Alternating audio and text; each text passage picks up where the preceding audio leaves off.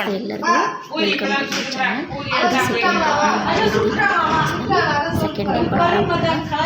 ಸಂಜೆ ನಮಗೆ ದರ್ಶನ ಆಯಿತು ಮತ್ತು ಇದು ಬೆಳಗ್ಗೆ 7 ಗಂಟೆಗೆ ಗಾಡಿ ಹೊರಡ್ತಾ ಇತ್ತು.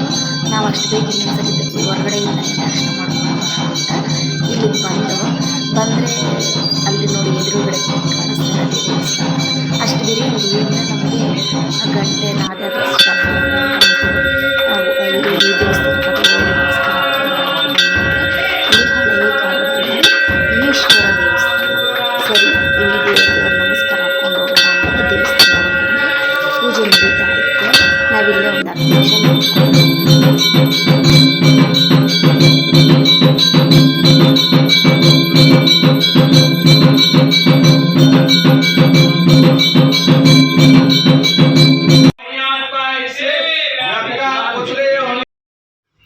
ಇದು ಮೂಲ ದೇವರು ಈಶ್ವರ ನೋಡಿ. ಇಲ್ಲಿ ಎಲ್ಲರೂ ಅವರೇ ಅಭಿಷೇಕ ಮಾಡಿ ನಮಸ್ಕಾರ ಮಾಡ್ಬೋದು.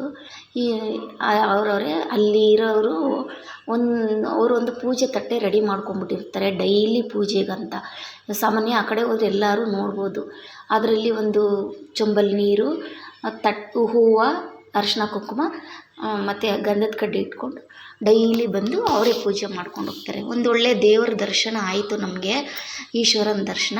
ಮತ್ತು ಈಚೆ ಬಂದು ಎದುರುಗಡೆ ನಿಂತ್ಕೊಂಡು ಅಪ್ಪನಿಗೆ ಒಂದು ನಮಸ್ಕಾರ ಇಲ್ಲಿಂದನೇ ಪಾಂಡುರಂಗನಿಗೆ ನಮಸ್ಕಾರ ಹಾಕ್ಕೊಂಡು ಅಷ್ಟರಲ್ಲಿ ನಮಗೆ ಗಾಡಿಯವರು ಫೋನ್ ಮಾಡ್ತಾನೆ ಇದ್ದರು. ನಾವೆಲ್ಲರೂ ಬಂದಿರಲಿಲ್ಲ, ಒಂದು 4-5 ಜನ ಮಾತ್ರ ಬಂದು ಈಚೆಯಿಂದ ನಮಸ್ಕಾರ ಹಾಕ್ಕೊಂಡು ಹೋಗ್ಬಿಡೋಣ ಅಂತ ಹೇಳ್ಬಿಟ್ಟು ಫೋನ್ ಮಾಡ್ತಾಯಿದ್ರು. ನಾವು ಹೊರಟು. ಇವರು ನೋಡಿರಿ, ಇವರು RSS ಅವ್ರು ಇರ್ಬೋದು ಅನಿಸುತ್ತೆ ನನಗೆ. ಯಾಕಂದರೆ ಕೇಸರಿ ಧ್ವಜ ಹಿಡ್ಕೊಂಡು ಭಜನೆ ಮಾಡಿಕೊಂಡು ಪಂಡ್ರಾಪುರ ಎಲ್ಲ ಒಂದು ರೌಂಡ್ ಹೊಡಿತಾಯಿದ್ರು. ಕೃಷ್ಣ ಜನ್ಮಾಷ್ಟಮಿಗೋಸ್ಕರ ಪಂಡ್ರಾಪುರ ಎಲ್ಲ ಮದುವೆ ಮಗನಂತೆ ಸಿಂಗಾರವಾಗಿಕೊಂಡಿತ್ತು. ತುಂಬ ಚೆನ್ನಾಗಿ ಕಾಣಿಸ್ತಾಯಿತ್ತು. ಊರಲ್ಲೆಲ್ಲ ಸ್ಟೇಜೆಲ್ಲ ಹಾಕ್ತಾಯಿದ್ರು ಕೃಷ್ಣ ಜನ್ಮಾಷ್ಟಮಿ ಸೆಲೆಬ್ರೇಷನ್ ಮಾಡೋದಕ್ಕೆ. ಈ ಕಡೆ ಎಲ್ಲ ಊರಲ್ಲೂ ಅದೇ ಥರ ಇತ್ತು. ನಮಗೋಸ್ಕರ ಬಸ್ಸಲ್ಲಿ ಕಾಯ್ತಾಯಿದ್ರು ಎಲ್ಲರೂ. ನಾವು ಓಡಿ ಬಂದು ಬಸ್ ಹತ್ಕೊಂಡು ಇವಾಗ ನಾವು ಮತ್ತೆ ಹೋಗ್ತಾ ಇರೋದು ಶಿರ್ಡಿಗೆ ಹೊರಟಿದ್ದೀವಿ. ಇವಾಗ ಬೆಳಗ್ಗೆ 7:15. ಟಿಫನ್ ಕೊಟ್ಟಿಲ್ಲ ನಮಗೆ, ಕಾಫಿ ಮಾತ್ರ ಕುಡಿದ್ಬಿಟ್ಟು ಅಷ್ಟು ಬೇಗ ಯಾರೂ ತಿನ್ನಲ್ಲ ಅಂದ್ಬಿಟ್ಟು ಇವಾಗ ಇಲ್ಲಿಂದ ಶಿರ್ಡಿಗೆ ಹೊರಟಿದ್ದೀವಿ ನಾವು. ಶನಿ ಸಿಂಗಾಪುರ ನೋಡಿಕೊಂಡು ಶಿರ್ಡಿ ಹೋಗಿ ಆಲ್ಟ್ ಆಗೋದು ಅಂತ ಹೇಳಿದ್ದಾರೆ. ಹೊರಡ್ತಾ ಇದ್ದೀವಿ ನಾವು. ಇವಾಗ ಶಿರ್ಡಿಗೆ ಬರೋಷ್ಟೊತ್ತಿಗೆ, ಶನಿ ಸಿಂಗಾಪುರ ನೋಡ್ಕೊಂಡು ಶಿರ್ಡಿಗೆ ಬರೋಷ್ಟೊತ್ತಿಗೆ ಸಂಜೆ ಆಯಿತು. ಸಂಜೆ ಬಂದ ತಕ್ಷಣ 6 ಗಂಟೆ ಆಗೋಗ್ಬಿಟ್ಟಿತ್ತು. ಹೋಗಿ ದರ್ಶನ ಮಾಡ್ಕೊಂಡು ಬಂದು, ಯಾಕಂದರೆ ಫೋನ್ ತೊಗೊಂಡೋಗ್ಬಾರ್ದು ಅಲ್ಲಿಗೆ ಅಂತ ಹೇಳಿದರು. ಸರಿ, ಹಾಗೆ ಹೋಗಿ ದರ್ಶನ ಮಾಡಿಕೊಂಡು ಊಟ ಮಾಡ್ಕೊಂಡು ಬಂದು ಬೆಳಗ್ಗೆ ಇಲ್ಲಿ ಪೂರಿ ಸಾಗು ಎಲ್ಲ ಟಿಫನ್ ಕೊಟ್ಟರು. 7 ಗಂಟೆಗೆಲ್ಲ ರೆಡಿ ಆಗಿದ್ದೀವಿ. ಇದು ಶಿರ್ಡಿದು ಒಂದು ಹೊರಗಡೆ ಚಿತ್ರ.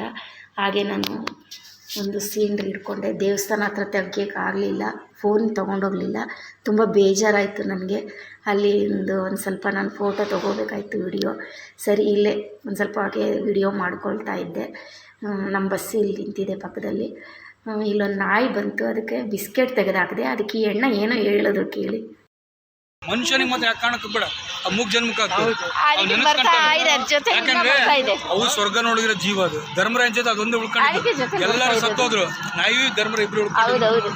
ಅದಕ್ಕೆ ಕಾಶಿಗೆ ಹೋಗಿ ಬಂದ್ರೆ ನಾಯಿನ ಪೂಜೆ ಮಾಡೋದು. ಸ್ವರ್ಗಕ್ಕೆ ಹೋಗಿ ಬಂದಿದೆ ಅಂತೇಳಿ ಯಾರೇ ಕಾಶಿಗೆ ಹೋಗಿ ಬರಲಿ ಫಸ್ಟ್ ನಾಯಿ ಪೂಜೆ ಮಾಡ್ತಾರೆ. ಪೂಜೆ ಮಾಡಿ ಆಮೇಲೆ ಮನೆ ಊಟ.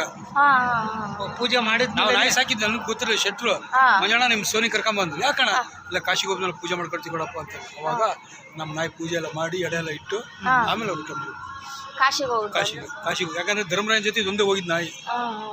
ಅದಕ್ಕೆ ನಾಯಿ ಶ್ರೇಷ್ಠ, ಮೂಗ್ ಜನ ನಾಯಿ ಶ್ರೇಷ್ಠ. ನಾವೆಲ್ಲ ನೋಡಿದ್ರೆ ಹೌದೌದೌದು ಹೇಳ್ತಾ ಇದ್ದಾರೆ. ಬಹಳ ಸಂತೋಷ. ಯಾರಿಗೇ ಆಗಲಿ ನಾಯಿ ಸಾಕರ್ಗೆ ಹೇಳಿ. ನಾನು ಸರ್ಕಲ್ಗೆ ಹೋದ್ರೆ ಎಷ್ಟು ಒಂದು 5-6 ನಾಯಿ ಬಂದ್ಬಿಡ್ತೇವೆ. ಎಲ್ಲದಕ್ಕೂ ಬಿಸ್ಕತ್ತ. ಮತ್ತೆ ರಾತ್ರಿ ಹೋಗ್ತೀವಿ, ಬೆಳಗ್ಗೆ ಸಾಯಂಕಾಲ 2 ಟೈಮ್ ಸಿಗ್ತವೆ ನಾಯಿಗಳು. ನಾನು ಇಲ್ಲಾಂದ್ರೆ ಕಾರಾಡಿಗೆ ಎಲ್ಲ ಓಡಿ ಬಂದ್ಬಿಡ್ತೇವೆ. ನಮ್ಮ ಮನೆಯವ್ರು ನೋಡಪ್ಪ ನಿಮ್ಮ ಫ್ರೆಂಡ್ ಬಂದರು ಅಂತಾರೆ, ಸೀದಾ ಕರ್ಕೊಂಬಂದು ಬಸ್ ಸ್ಟ್ಯಾಂಡಿಗೆ ಬಿಟ್ಟು ಹೋಗ್ತೇವೆ ಬಸ್ ಹತ್ತಿದ್ರೆ.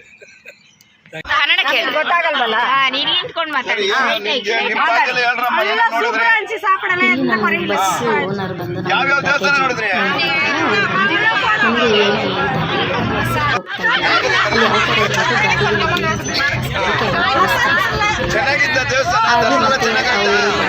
ನಮಗೆ ಏನು ತೊಂದರೆ ಆಗ್ತಾ ಇದೆಯಾ? ಏನು ತೊಂದರೆ ಆಗ್ತಾ ಇದೆ? ಸಂತೋಷವಾಗಿದ್ದೀರಾ? ಎಲ್ಲ ಸಂತೋಷವಾಗಿದ್ದೀರಾ? ಏನಾದ್ರು ತೊಂದರೆ ಆದರೆ ಇಮಿಡಿಯೇಟ್ ಹೇಳಿ ನನಗೆ. ಈ ಥರ ಹಾಂ ಹೇಳಿ ಏನಾದ್ರು ನಿಮ್ಗೆ ತೊಂದರೆ ಆದರೆ ನಮ್ಗೆ ಹೇಳಿ, ಈ ಥರ ನೀವು ತೊಂದರೆ ಆಗಿದೆ ಅಂತ. ನಾಳೆ ಬೆಳಗ್ಗೆ ಬೀಚಿಗೆ ಬಿಡ್ತೀನಿ, ಆಟ ಆಡಿ ಸಂತೋಷನಾ? ಇವಾಗ ನಾವು ನಾಸಿಕ್ ಹೋಗ್ತಾ ಇದ್ದೀವಿ. ಒಂದು ನಿಮಿಷ ಇದೆ, ನಾಸಿಕ್ ಹೋಗ್ತಾ ಇದೀವಿ. ಅಲ್ಲಿ ಬಂದು ನಾವು ಓಡಾಡಕ್ಕಾಗಲ್ಲ, ಬಸ್ ಒಂದ್ ಕಡೆ ನಿಂತ್ಕೊಂಡ್ಬಿಡುತ್ತೆ. ಅಲ್ಲ ಆಟೋದಲ್ಲಿ ಹೋಗ್ಬೇಕು. ಒಬ್ಬರಿಗೆ 120 ರೂಪಾಯಿ ಚಾರ್ಜ್ ಮಾಡ್ತಾರೆ. ಒಂದು ಆಟೋದಲ್ಲಿ 5 ಜನ. ಈಗ ಏನಾದ್ರು ರೇಟ್ ಏನಾದ್ರು ಹೆಚ್ಚು ಕಮ್ಮಿ ಆಗಿದ್ರೆ ಅಲ್ಲಿ ಮಾತಾಡ್ಕೊಳ್ಳೋಣ. ರೆಗ್ಯುಲರ್ ಆಗಿ 120, 5 ಜನ ಕರ್ಕೊಂಡು ಹೋಗ್ತಾರೆ. 100 ರೂಪಾಯಿ ಕೊಟ್ಟರೆ 6 ಜನ ಕರ್ಕೊಂಡು ಹೋಗ್ತಾರೆ. ಏನಾರು ಹೆಚ್ಚು ಕಮ್ಮಿ ಅವ್ರು ಇನ್ನೂ 10 ರೂಪಾಯಿನ ಕೇಳಿದ್ರೆ ಅವಾಗ ಮಾತಾಡ್ಕೊಳ್ಳೋಣ. ಒಂದು 5-6 ಜಾಗ ತೋರಿಸ್ಕೊಬರ್ತಾರೆ. ಈ ರಾಮಾಯಣದಲ್ಲಿ ನಡೀತಲ್ಲ, ರಾಮರ ಮನೆ, ರಾಮ ಲಕ್ಷ್ಮಣ ಒಂದು ಮನೆ ಇದ್ರಲ್ಲ ವನವಾಸ ಮಾಡುವಾಗ ಅದು ತೋರಿಸ್ತಾರೆ. ಲಕ್ಷ್ಮಣ ರೇಖೆ ಹಾಕಿದ್ನಲ್ಲ ಅದು ತೋರಿಸ್ತಾರೆ. ಆಮೇಲೆ ಸೂಪರ್ನಾಗಿ ಮೂಗು ಕಟ್ ಮಾಡಿದ ಜಾಗ, ಸೀತಾದೇವಿ ತಪಸ್ ಮಾಡ್ತಿದ್ರು ಜಾಗ, ರಾಮ ತಪಸ್, ಅದೆಲ್ಲ ತೋರಿಸ್ತಾರೆ. ಇದೆಲ್ಲ 6 ಜನ 5 ಜನ ಆಟೋದಲ್ಲಿ ಹೋಗಿ ನೋಡ್ಕೊಬೇಕು. ಆಟೋಗೆ ನೀವೇ ಪೇ ಮಾಡ್ಬೇಕು. ಎಂಟ್ರಿ ಫೀಸ್ ಎಲ್ಲ ನಿಮ್ಗೆ ಸೇರುತ್ತೆ, ನೀವೇ ಮಾಡ್ಬೇಕು. ಸರಿನಾ? ಬೇರೆ ಅದು ಮುಗಿಸ್ಕೊಂಡು ತ್ರಯಂಬಕೇಶ್ವರ ಹೋಗೋಣ. ಅದು ಜ್ಯೋತಿರ್ಲಿಂಗ ಇದೆ, 12 ಜ್ಯೋತಿರ್ಲಿಂಗ ಅದು ಒಂದು. ಈಗ ಅದನ್ನ ನೋಡೋಣ. ಇವತ್ತು ಎರಡು ಪ್ರೋಗ್ರಾಮ್ ಇದೆ.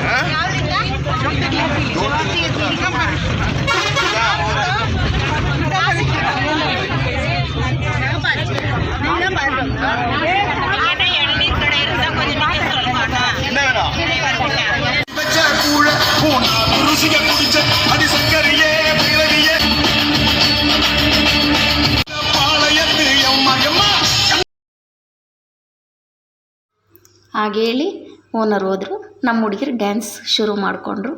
ಇಷ್ಟೊತ್ತು ನನ್ನ ವಿಡಿಯೋ ನೋಡಿದ್ದಕ್ಕೆ ಎಲ್ಲರಿಗೂ ಧನ್ಯವಾದಗಳು. ಯಾರೆಲ್ಲ ಇನ್ನೂ ನನ್ನ ಚಾನಲ್ ಸಬ್ಸ್ಕ್ರೈಬ್ ಮಾಡ್ಕೊಂಡಿಲ್ಲ ಮಾಡ್ಕೊಳ್ಳಿ. ಕಮೆಂಟ್ ಮಾಡಿ ವಿಡಿಯೋ ಹೇಗೆ ಬರ್ತಾಯಿದೆ ಅಂತ ಹೇಳಿ. ನಿಮ್ಗೆ ಇಷ್ಟ ಆದರೆ ಲೈಕ್ ಮಾಡಿ. ಮತ್ತೊಂದು ವಿಡಿಯೋದಲ್ಲಿ ಸಿಗ್ತೀನಿ. ಬಾಯ್.